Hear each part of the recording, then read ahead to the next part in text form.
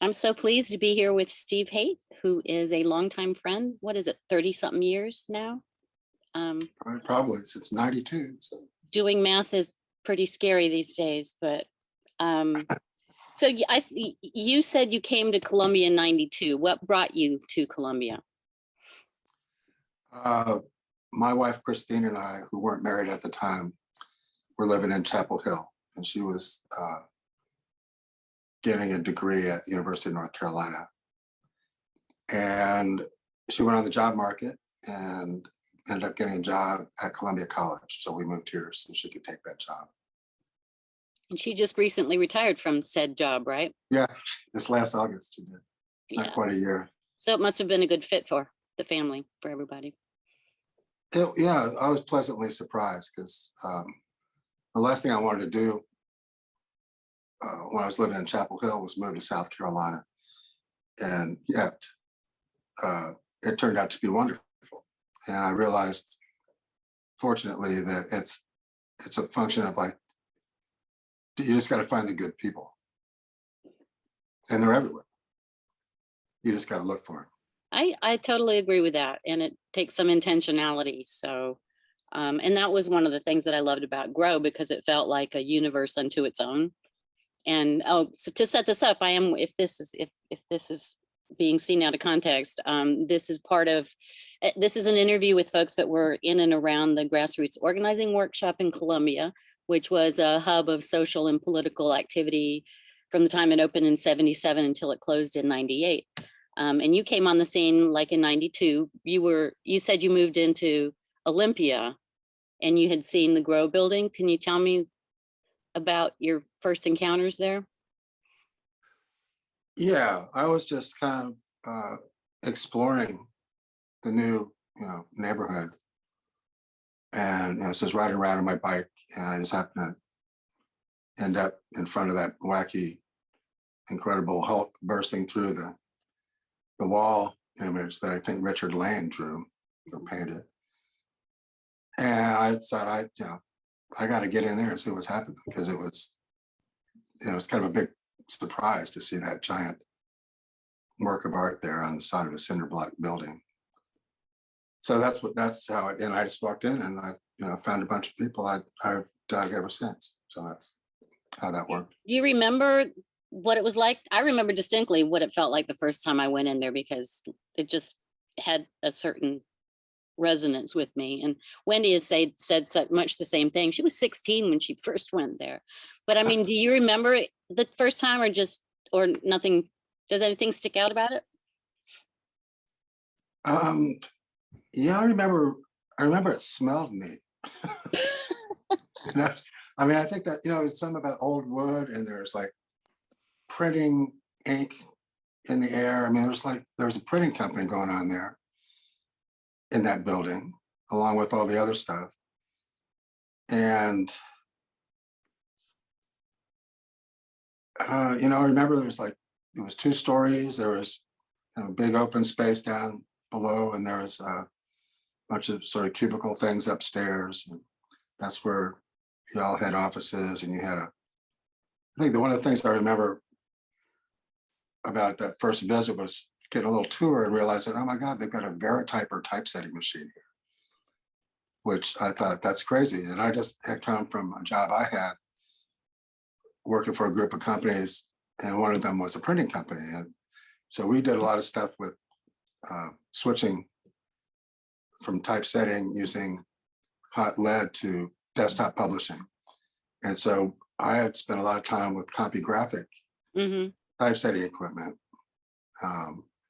and figured out how to interface databases with the machine itself. And so I had to program it to, get the leading and the kerning and all that stuff correct, get the proper typefaces. And so I got really familiar with that kind of equipment. And then I was just sort of stunned at this kind of strange, kind of backwoods looking office had this fancy Verityper machine. So I thought, this is going to be pretty cool. Well, if it was fancy, it was the only thing of its kind that was, because most of the things that we had were things that were cast offs and literally things that people found on the side of the road, all Right. the office furniture and all of that stuff. It was pretty funky. No, that's true. That's why the typesetting machine stood out. Yeah, well, yeah. But you just like any job that you did, you had to start by fixing the machine before you could get anything done. And that is still true today. So, but I digress. When you first came to Grow, the cafe had already closed, so you missed that whole scene. But I saw some bands playing in there on occasion, so that didn't stop entirely when the so you cafe. were there, you went, I think it was in 93 or 94 that Wendy made an attempt to revive the Grow, and she Right. was able to get it going for a little bit, but it was Yeah, just she really played hard in to there with her maintain. sister. Yeah. Saw them play, and trying to remember the guy's name that was from over there on the other side of the river that played in that band. He played guitar. Anyway, she You played never with a played lot of. there. Did you ever play there? Nah, No.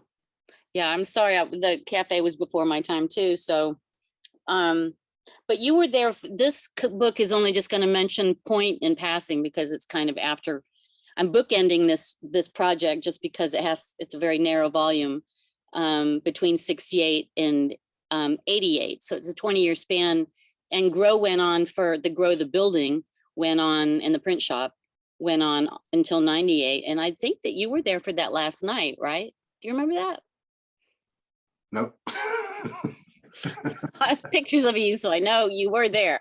But I just remember just feeling really bereft because I knew that it was kind of the end of an era, and it had been, had spent so much time in that funky building with these funky yeah. people. And I just, I didn't know it would take us so long to land in a new space again. So I should have been even more freaked out about losing that building. But it was just something really, really special. And some of the people that were there were extreme characters. And I'm just wondering, who do you remember meeting there? And, do you remember any of the players? Well, I remember you and Merle were there, and Brett, of course, Wendy. I think Michael Gillian I would see around there, but I don't know if he had anything directly to do with it or not. Who else do I remember? Richard Lane, I'd see him in there once in a while. Kevin Gray, I think I saw in there once in a while. Do you remember Dip Tongue? Yeah, The printer? yeah. I forgot all about him. Yeah, I haven't seen him in like 30 years, maybe 25. I do remember him. Cool guy. And Tom Turnipseed used to show up on Friday afternoon with a 6-pack of beer and all kind of stories. All kinds of stuff he had with him usually. But back to Point, we've claimed it, and I hope it's true because we've been saying it for a long time, that Point was the first publication in South Carolina to go online. Is that true? Well, I learned from Donald Trump that if you do say something long enough and often enough, it becomes true. I'll claim it then. Brett told me that. I didn't know because I had never really looked into it, but I think we were online before the state paper went online. Yeah. And they may have been one of the first major newspapers. That was a fun experience. I learned a lot. The web had just started, and Amazon still only sold books. And those were the days. Yeah, that was a lot of fun. So I had a good time with that, and that evolved, and that's been archived in a subset of your ProNet website. Right. So it's still accessible. I don't know if there's any links to it, but there aren't anymore, but we should. It should be linked to the Majeska School, and I was hoping that by now somebody, and I guess it's going to have to be me because nobody's jumping to the rescue to scan the originals. We finally got a big enough scanner to do that, and to do do them right. Scan all of the issues because we didn't start doing it. 4 or 5 years aren't even online because we didn't go on until like 96, I think 95 or 96. But But I appreciate you're, I mean, we're Luddites, you know, proudly. And for you to come try to deal with us shows tremendous courage. So any thoughts about that? Well, I had a job in North Carolina where I came from that was like managing computer stuff for a group of 11 companies, including radio stations and media outlets and newspaper kinds of things, college student directories, like telephone directories, the old phone books. And then a printing company too. And so I was used to having a lot of people say, well, how do I make this work? I'd say almost always, well, if you just turn it off and turn it back on, it ought to fix it. And that's usually all I had to say when you all needed some help too. Just turn it off and turn it back on. I knew from experience that worked. So I wasn't as put off as you might think. And I must say that for all of the years that you have been helping us and helping us still, you've been not paid much at all, if anything. So the whole progressive community in South Carolina owes you a real debt of gratitude, for real. Well, so I was happy to do it. And still am. Your service to country. Yeah. Cool. So I really was interested in talking to you about our good friend Merle Truesdale, who this project would have been so much richer if he'd still been with us. So we're just going to have to talk about him instead of to him. You knew him well, so I'm just wondering, when you think of Merle, do you remember when you met him? I mean, I guess that first time you came into Grow was probably the first time you met him, right? Probably was. I think was he living in the building at the time? Yeah. Yeah. So yeah, I was pretty impressed with his setup there. He had a bedroom in the upper floor, packed with only stuff Merle would have. It was just amazing. Densely packed with all sorts of like kind of political stuff, radical political stuff, music stuff. Just you name it. It was all sort of counterculture stuff that he just kind of lived and breathed that. And it drew me to him immediately. I just thought that I love this guy. He knew how to tell a good story too. And it seemed like he was kind of Forrest Gumpy in a way, that he was like everywhere all the time and had like been in the rooms where things had happened, and nobody could call on him because nobody had a memory for anything. So, but here, but let me I brought some stuff for show and tell. Oh, neat. This is my favorite thing of the things that he had come through that he left behind. And this is a Sandinista mask. So the real deal. So this means a lot to me. But I also really love these. Yeah, he was a big fan of Che, wasn't he? I think he had every kind of Che swag that you could possibly imagine. And then there's this one. This is the last item. This is the official. I don't know if you can see it. Oh, is it backwards? That's right. Inspector. No, that's right. It looked correct to me. So High Times 420 tours, cannabis inspector. So we must talk about Merle's marijuana bona fides. So, well, he's got them. Yes, he does. So for a guy that, you know, from meager means and interesting scrappy background, to be traveling to Amsterdam on a regular basis and being like a well-regarded judge of the Cannabis Cup, I think deserves some discussion. So care to talk about that, Mr. Hait? Well, I'm not sure I can tell you the exact years because I'm not good with that stuff either, but there were a number of years, I would say at least 4 or 5, where every year Merle, who at that point was working at Copy Pickup, I think, he saved up money over the years so that come October, at approximately that time of year, he'd be able to pay for a trip over to Amsterdam for a week or two. And he would be, kind of welcome. And I think he stayed with John Sinclair and his wife. I could be wrong about that, but he did a lot of things. He was a judge at the annual Cannabis Cup, where growers from all over the place, all over the world, would come and compete to see whose weed reigns supreme, basically. And so, being a judge, you can imagine you've got to like sample the products, right? And so he was good at that. I mean, the fact that he could kind of keep up with the level of,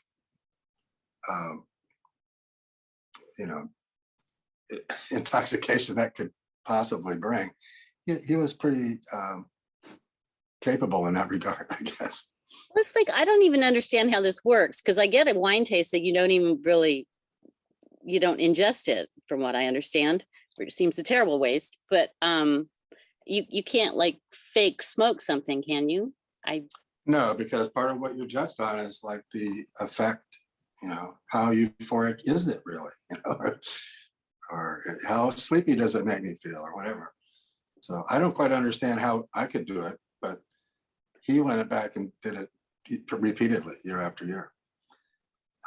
Do you know whether he got paid to do it, or did they at least pay expenses, or was just? I think they maybe covered some of his expenses there, but I think he had to pay for his plane ticket and stuff.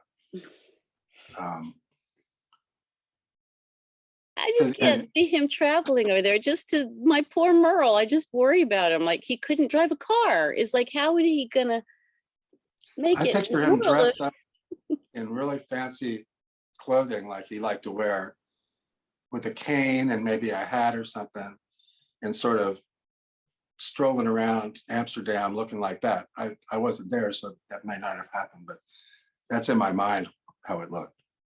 I like to think that, because he did like putting on a fancy hat and a jacket. Mm-hmm. Oh yeah, I mean, I have all these images of him kind of back when he was the mayor of Five Points, kind of guy, where he's sort of would just walk around and preside over all the people that ran those little stores and bars and things. And he was among them. In a really nice way. He just seemed to be appreciated. He seemed to really be a natural mingler with people. Yeah, he did like to hold court, and did it well. But he kind of reminds me, Merle does, of, I've been asking various people about him, obviously. And to me, it reminds me of that Indian parable where the blind men all like feel an elephant, and they feel like somebody feels a tusk, somebody feels a tail, somebody feels a leg, etc.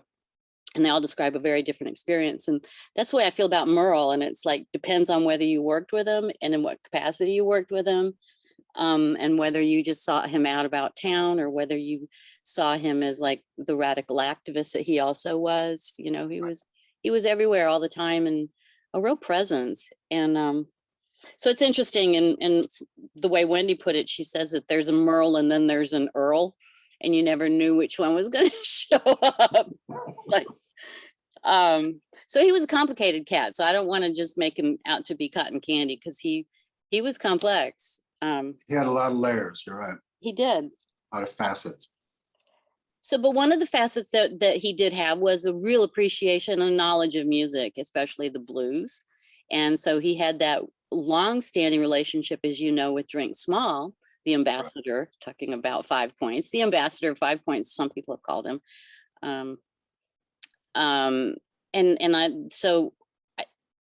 I didn't know this until working on this project, that Drink had been a regular at the UFO, which was in 1970. So in 68 and 70.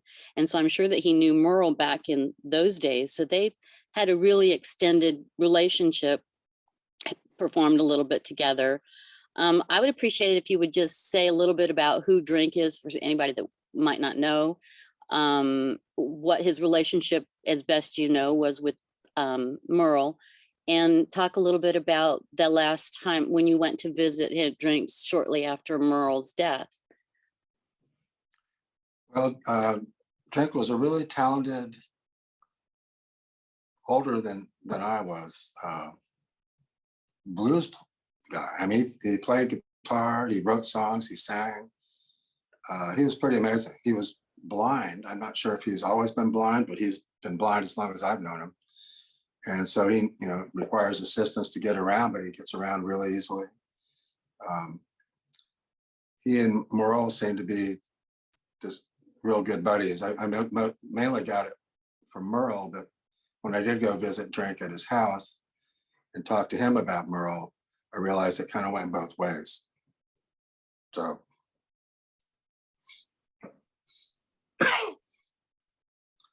What's that? Sorry. Oh, I know, right? It's a lot. I know.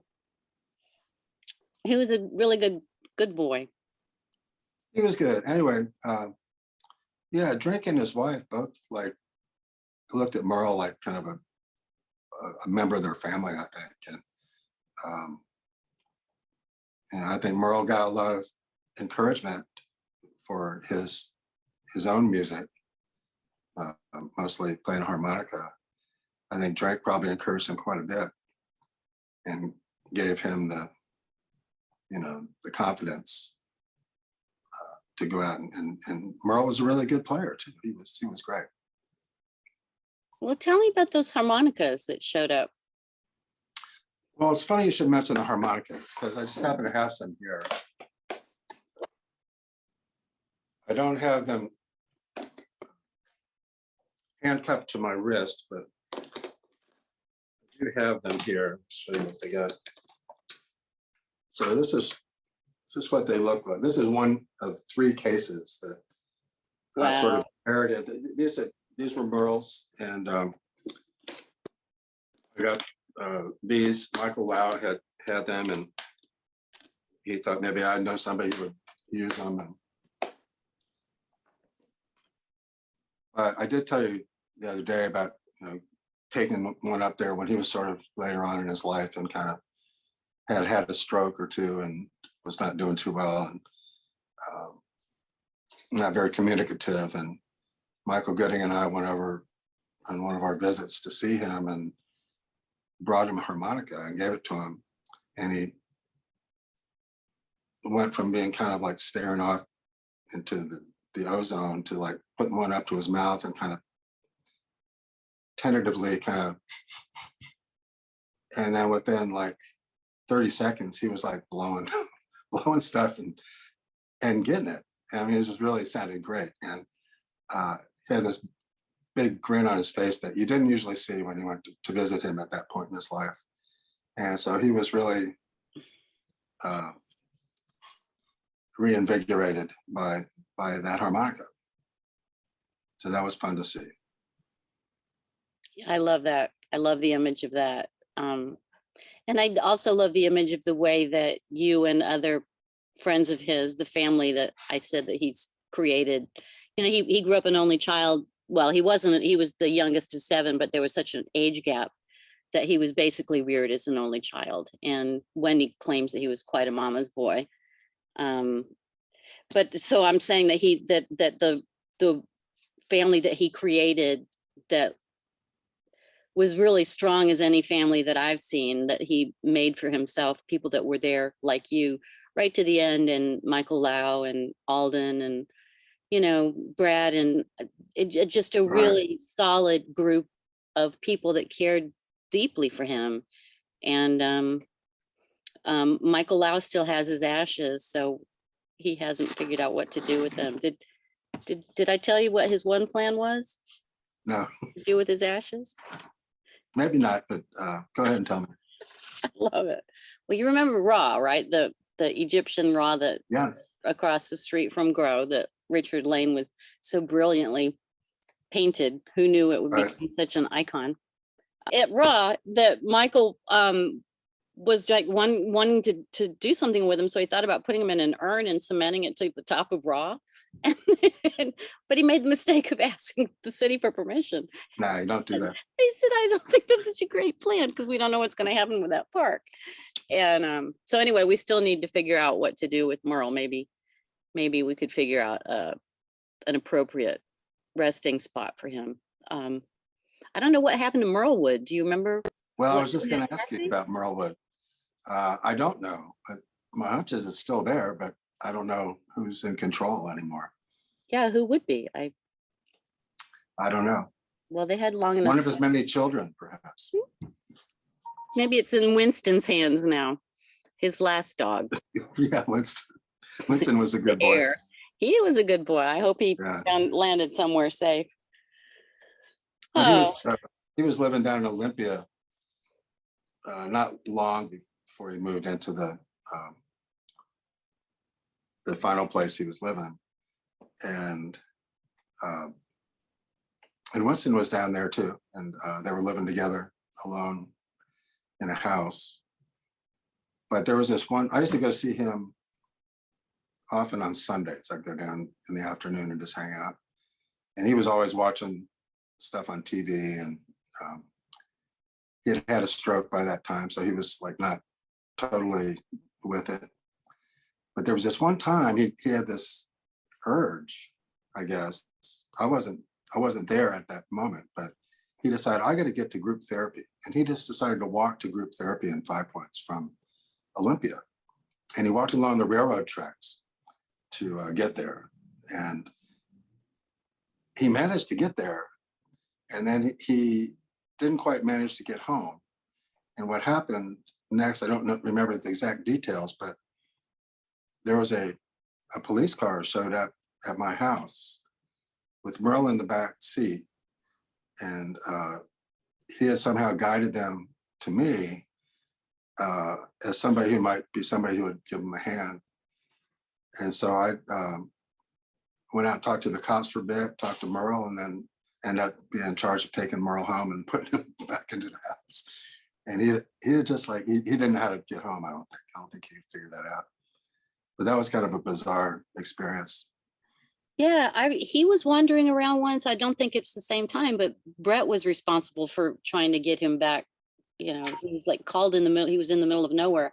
We had an 800 number for a while. I think maybe he called that, but good Lord. Yeah, that's kind of a weird story. But it's all part of the lexicon. He was a weird guy. I have never met anybody quite like Merle, and I don't think I ever will again. So. Well, he was awesome. You know, he was inspiring too. I mean, when I learned more about his younger life and how he became like, you know, sort of an SDS style radical when he was, you know, maybe a 12-year-old kid or something. I was really impressed. You know, he was all about the, you know, I guess he first got involved with maybe the anti-war movement or something, but, and probably some racial justice issues and things like that, because he was all about being on the right side of those kinds of issues. And I just respected him a lot for that. There's I respect him a lot too, because it's not, I mean, he completely invented himself to be who he was. And I mean, it's one thing for people to grow up in a household with their parents or whatever. And, you know, it's easy to adopt or assume that kind of identity. But to create it yourself and then to sustain it the rest of your life is even more remarkable. And the fact that he did that in South Carolina, of all places, and from the background that he came from, it is something. And I think, we talked about him starting like in middle school, which is something, but then when he went to Midlands Tech to go to college, he was the student body president for a while there. So he had these kind of political aspirations at some point, and he worked for the Venceremos Brigade, and he was just really plugged in for a little dude from the wrong side of the tracks, you know? Really? So good for him, but I don't know. There just isn't enough. The thesaurus is lacking when it comes to trying to Describe the boy. But before I let you go, one final thing I did want to get your thoughts on was Penn Center, because you were there for the original, the founding conference, right? Yeah. Yeah. What do you remember about that? One of the things I remember, I'm not sure exactly why, is Joe Neal was there, and I was there helping to set up some equipment, or so I forget. We had like maybe somebody brought a computer. I can't remember exactly what era we were in, but maybe it was just setting up a PA system or something. And I remember Joe Neal looking over to Brett and saying, "Who the hell is that white boy?" That was the first time I met him, which was, I guess that was memorable for that reason. He was joking, right?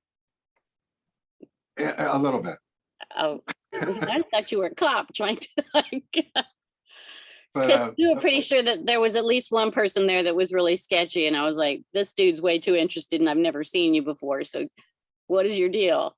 I think that was kind of what it was. He I'm was a just little more curious about paranoid. me. Yeah. And seeing me around. Because there were a lot of the usual suspects down there. I think now that I'm thinking about it, did Katrina go? Mm-hmm. Yeah, so Katrina and Alex were there. Katrina Merle was and there. Alex was there, Merle, and We rode down in a van or something. I think we all sort of carpooled, or a lot of us carpooled to get down there.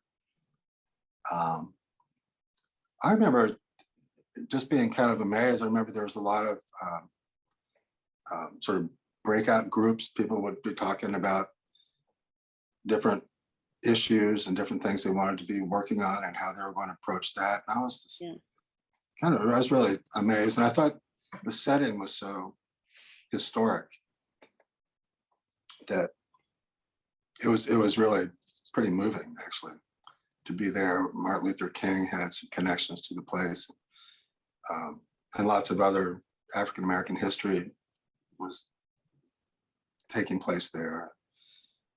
I thought, well, that's the perfect place for this progressive network to get its start. So that's kind of what I remember. Yeah. And I also remember that it was, I had some experiences with sort of a, kind of communal, kind of having to make decisions in a communal setting before that. And I was impressed at how there seemed to be some ability. I think a lot of it was because of Brett. There seemed to be a chance that, this stuff might actually come together. And it was a pleasant surprise. It could have been just a pipe dream, and it turned out not to be.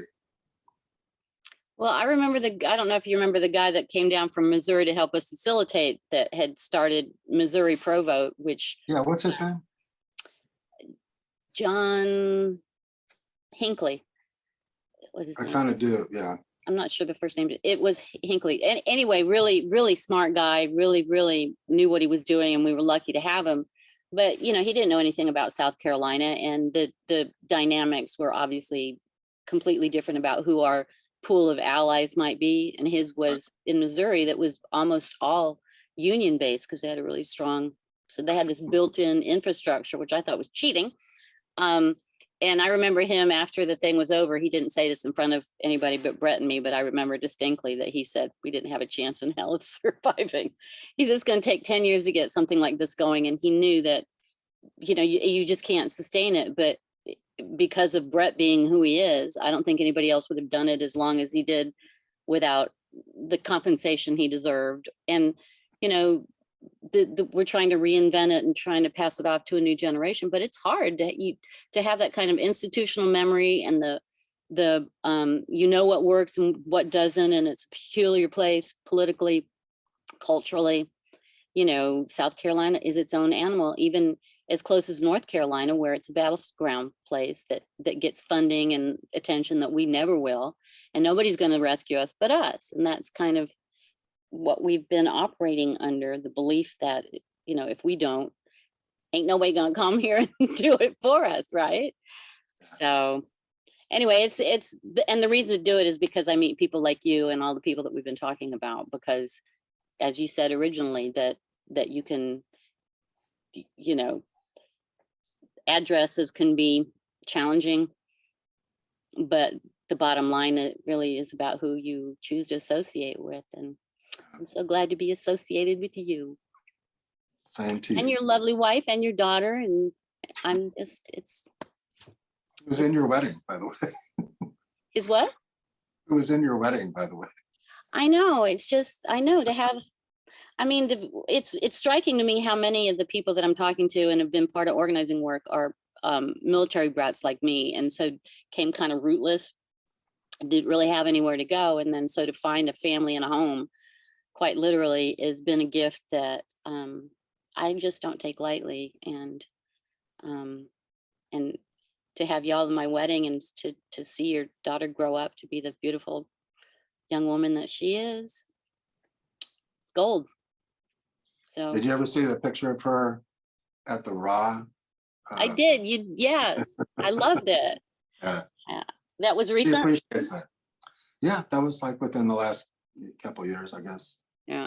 They did it. They redid that painting. They touched it up and brought it back to life. It's pretty nice that they did that. Yeah, I'm really pleased that they did. I was trying to do some research on Richard Lane, and there have been a couple stories in the state about Raw, and they've touched it up twice. I didn't really realize that. And I had gone by there just, I can't remember why. Oh, we were going to get some furniture for the new building at Grow Antiques. And I went by there, and I'm so sorry that I did. It broke my heart. What, I don't want to get into it, but have you been by there since? I have, there's a place that's opened right at like the beginning of the pandemic. It's called the Granby Grill. Yeah, And it's right now. right. So Kip Shives runs that. He got all his stuff there and was singing their praises. Yeah, but he's got an eclectic operation there, so it's okay to have a mismatched Formica kitchen table followed by some crazy chairs that aren't part of a set. That all works there. But yeah, I understand what you're talking about too. No, it was I'm all for eclectic. Our new grow building, speaking of eclectic, we're accepting donations from all over, and I've been picking up pieces here and there at Goodwill. I haven't been in there in a while, but Brett said it looked like a Mexican whorehouse. And then Shannon, one of our board members, said, it looks like a movie set, but I'm not sure what movie. Anyway, I'm looking forward to seeing it Saturday. We're having graduation, like the Majeska School graduation. Yeah. All right. Any final thoughts, Steve? I told you I wasn't going to keep you more than 45 minutes, and we're almost there. No, I'm good. Enjoyed it. It's been fun, like being reminded of a lot of things, Merle and grow building, and it's good to see you. Haven't seen you in person in a long time, so that's. I know we're threatening to have a party out here once this damn book is done. So well, I'll be out there before too long to see you. I've been meaning to. I just haven't made it happen. But. Well, it will be lovely to gaze upon your beautiful face. Thanks for making time, Steve. I really do appreciate it. Yeah, my pleasure. If you think of anything else you want to add, you know where I am. I do. All right. Take care, Bex. Bye. Bye.